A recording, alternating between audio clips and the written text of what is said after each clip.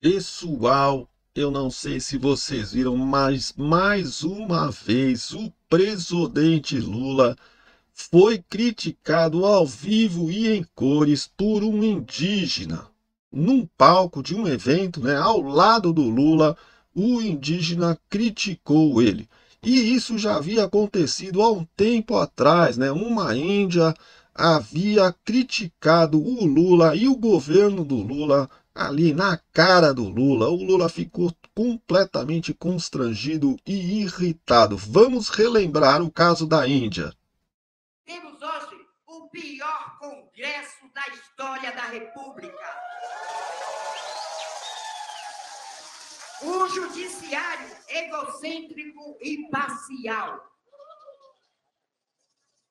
Um governo, senhor presidente, que nós entendemos o porquê, enfraquecido, acorrentado às alianças e conchavos para se manter no poder.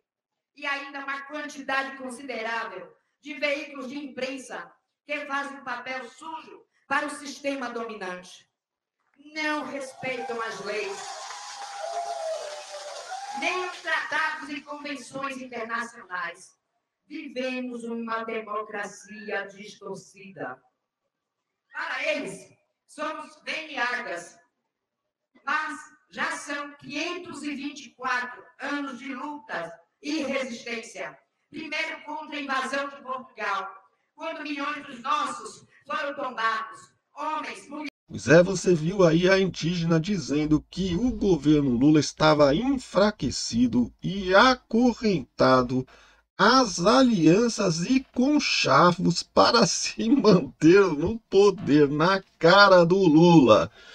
Bom, pessoal, aí não ficou só nisso daí, porque isso daí aconteceu há um tempo atrás, mas agora, novamente, um índio desceu a lenha no Lula, na cara dele, né, ao vivo, ao lado, sentado ao lado dele, ao vivo e em cores, num evento aí que eles estavam lá com os indígenas, e aí foi aquele vexame. A cara da Janja é impagável.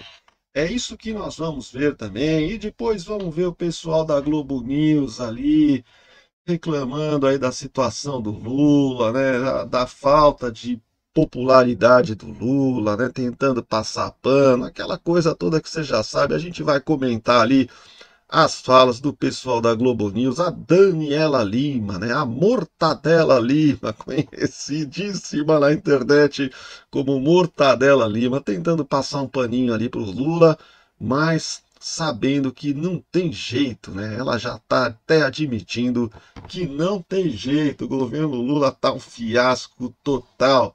Mas é isso aí, pessoal. Então, antes da gente ir para o nosso conteúdo, aí eu vou fazer aquele pedido para você, para ver se você pode me ajudar, né?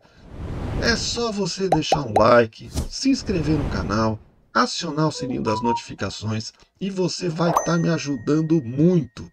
Isso vai fazer com que o YouTube divulgue mais aqui o meu conteúdo, divulgue mais o meu canal, divulgue mais este vídeo e eu vou ser muito grato a você. Então, se você puder fazer isso, eu te agradecerei demais. Vamos lá então, pessoal, sem mais enrolação, para a gente assistir os nossos conteúdos aqui. Vamos lá.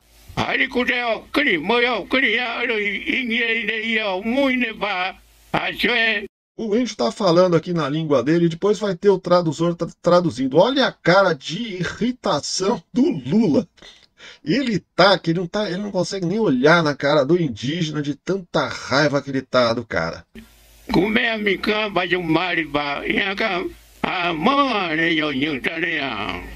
Eu tô sabendo que lá. Essa aqui é a tradução, né? Tá. Vou botar um pedacinho aqui até para. Eu tô sabendo que lá no Foz do Amazonas, Rio Amazonas, o senhor tá pensando lá no petróleo que tem lá debaixo do mar. Se isso acontecer, eu sou pajé também, eu já tive contato com os espíritos que sabem do risco que a gente tem de continuar trabalhando dessa forma, de destruir e destruir e destruir. Que podemos ter consequências muito grandes que não podemos conseguir parar. Reconhecemos. O cara detonou o Lula ao vivo e em cores ali por conta que o Lula quer explorar o petróleo na foz do Amazonas ali, né? Em plena floresta amazônica, ele quer destruir a floresta para explorar petróleo lá no Amazonas. Já teve até uma briga aí com a Marina Silva, ele se desentendeu com a Marina Silva, porque a Marina Silva não queria que fizesse isso, e o Lula não tá nem aí, ele quer explorar o petróleo. Aliás, sempre gostou dessa coisa do petróleo, da Petrobras, ele adora mexer com isso daí. Vamos ver agora ele tentando passar um pano ali, mas não adianta, né? Os direitos e temos a exata noção do papel indispensável dos povos indígenas para a preservação da floresta e para nosso enfrentamento à mudança do clima. Sem a proteção dos povos indígenas, o cuidado com a floresta e os rios, a crise climática traria eventos ainda mais extremos, de secas e inundações, para toda a população brasileira, sem exceção. O lema.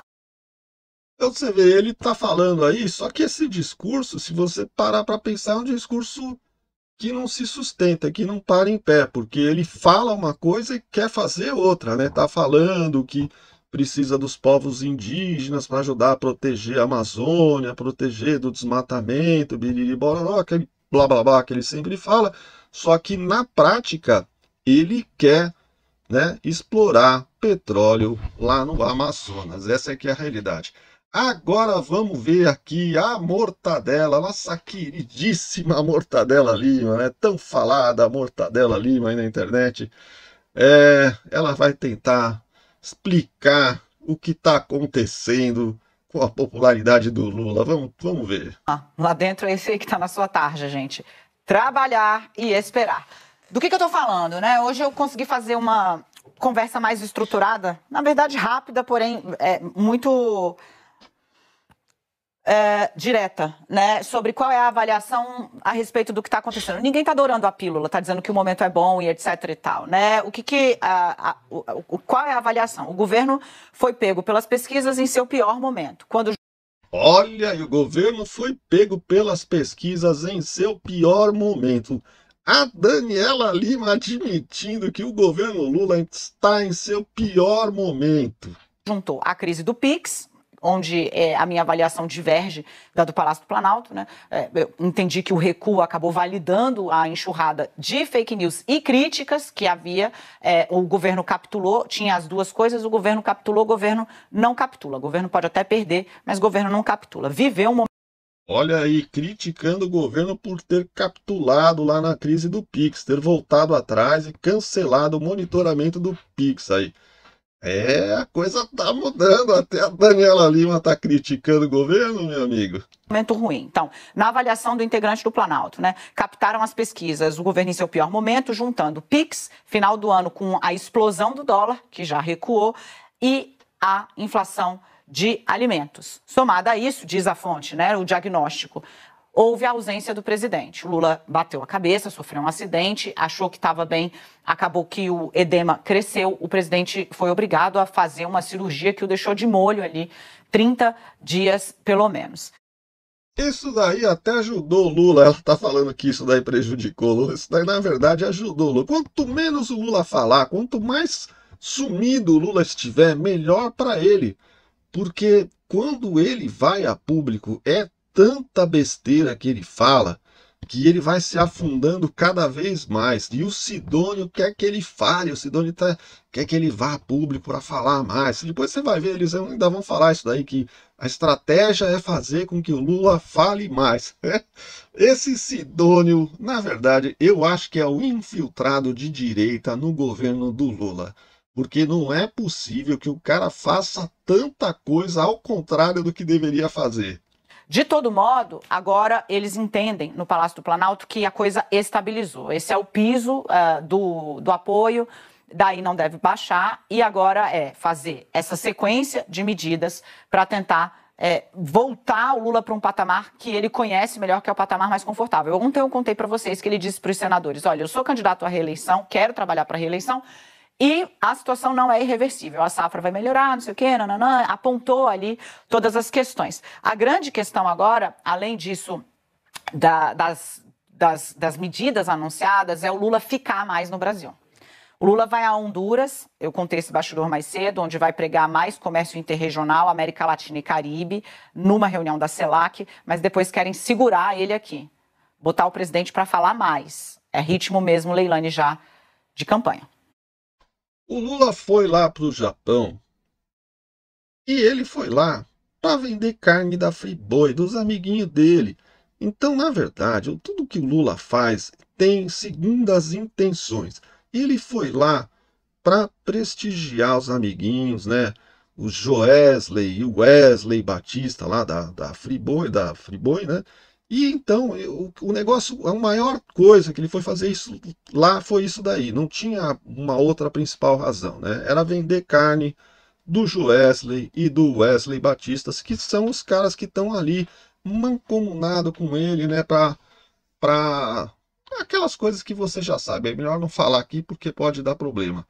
E então é isso. Vamos continuar vendo aqui. O pagamento do 13º salário para aposentados e pensionistas que recebem benefício do INSS foi antecipado. Olha o desespero do Lula. Ele tem que fazer alguma coisa, jogar dinheiro na economia, porque existem reportagens aí dizendo que as vendas desabaram agora, desde novembro para cá. Houve uma queda brutal aí nas vendas, né, no comércio, né, no comércio varejista. E então eles estão desesperados, porque tudo está caindo, a inflação tá comendo, né, o poder de compra do povão. E as pessoas não estão tendo dinheiro para gastar mais. E cada vez ele fica tentando inventar coisas. Tentou esse negócio do empréstimo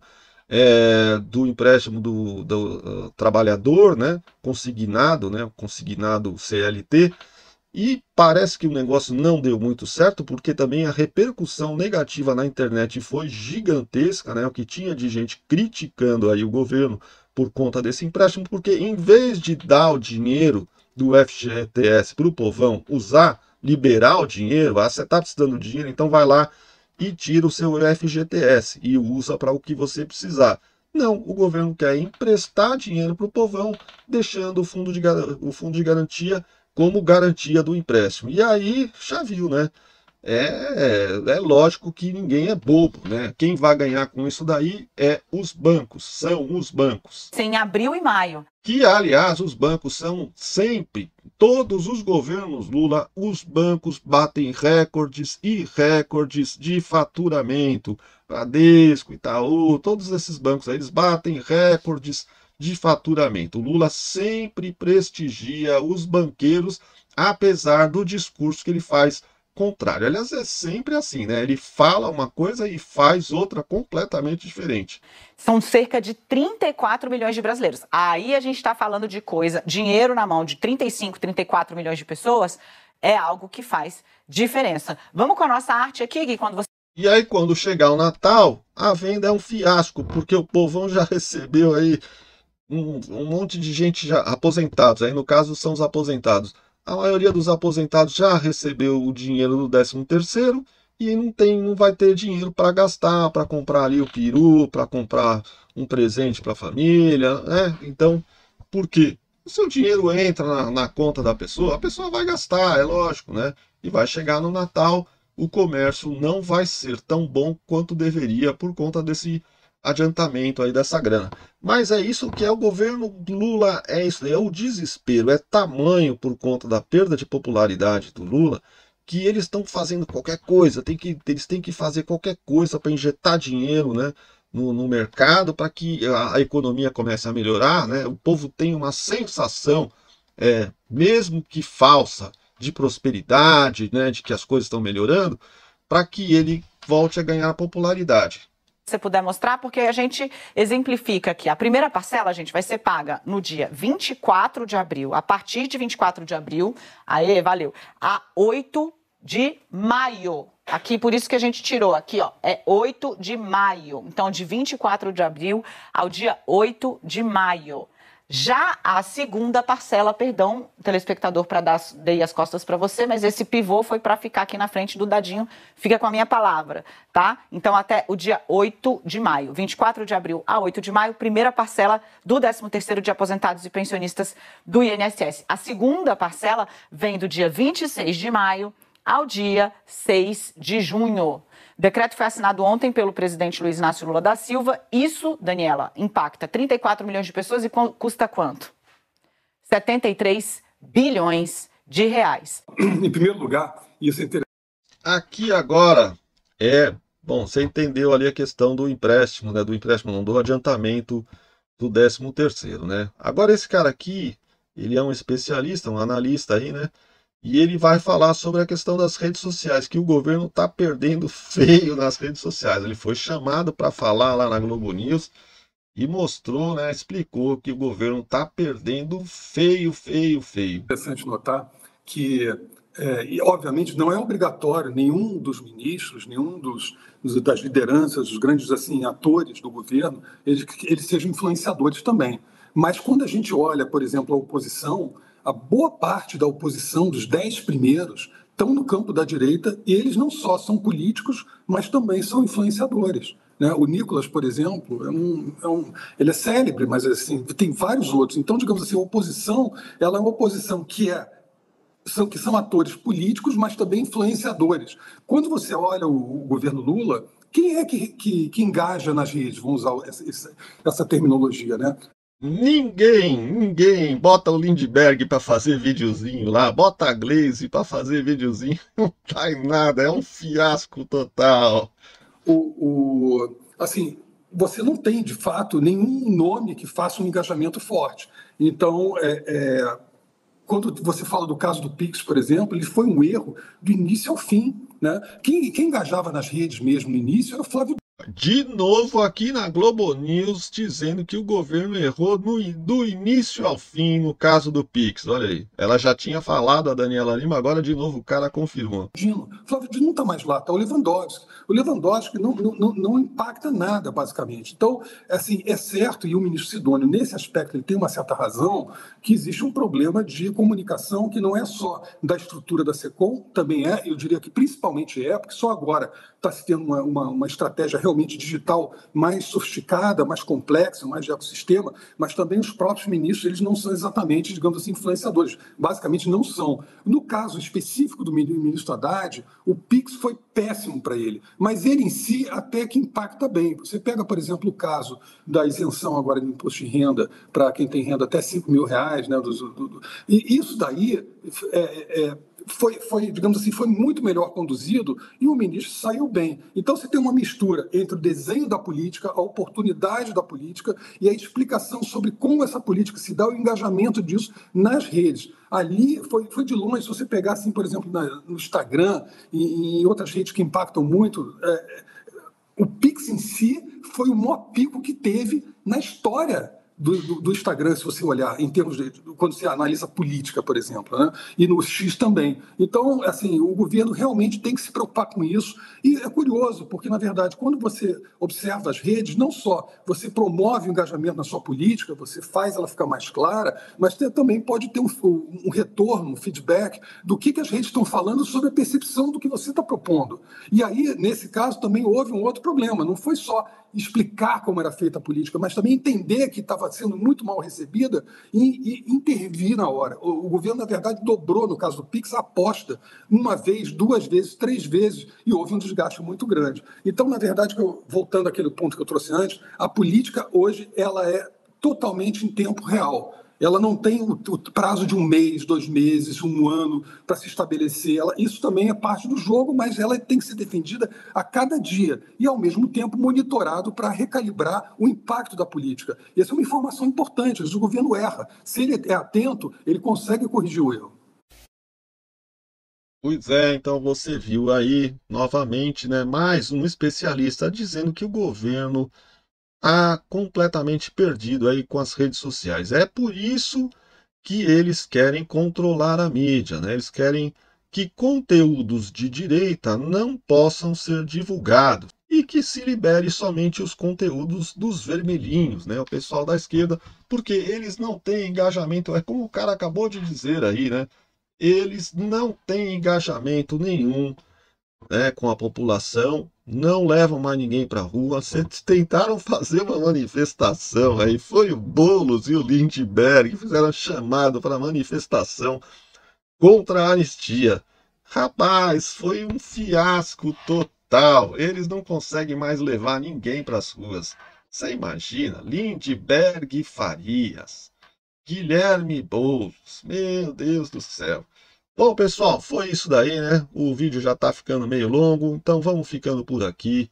A gente vai percebendo cada vez mais, né, que fiasco que é esse governo do Lula, né? Esse governo Lula 3 está sendo realmente um desastre para o Brasil. O Lula ficou 2 anos inteiros falando mal do Bolsonaro e não fez nada, né? E agora está correndo atrás do prejuízo, né? Esqueceram, né? Acharam que só discurso descendo a lenha no Bolsonaro ia resolver as coisas, né? E as pesquisas aí estão mostrando, né, que o Bolsonaro está ali pau a pau com o Lula e pode ganhar as eleições do Lula caso ele possa concorrer. Aliás, né, agora surgiu a notícia aí, acho que eu vou até fazer um vídeo sobre isso, surgiu a notícia de que o Bolsonaro pode voltar a se tornar elegível novamente, né? Existe ali um recurso dos advogados do Bolsonaro na mão do Fux, e o Fux segurou isso daí, né? Engavetou e não deu sequência. Então eu acho que ele está com isso ali na manga, né? Essa carta na manga, esperando os acontecimentos para ver se ele libera o Bolsonaro ou não, né? Se ele liberar, aí a coisa vai pegar fogo, porque a situação do Lula vai ficar bastante difícil, porque o Bolsonaro ainda tem um engajamento muito grande com a população. Bom, pessoal, é isso aí. Se você gostou do vídeo, deixa o seu like. Se você ainda não é inscrito, se inscreva. Não machuca o dedo, não paga nada. É só dar um clique ali, se inscrever e depois acionar o sininho das notificações para você receber novos conteúdos. Eu vou ser muito grato se você fizer isso. E se quiser deixar um comentário também, aqui meu canal é democracia. Pode falar o que você quiser à vontade, que não tem problema. Não vai ser tirado o comentário, não vai acontecer nada.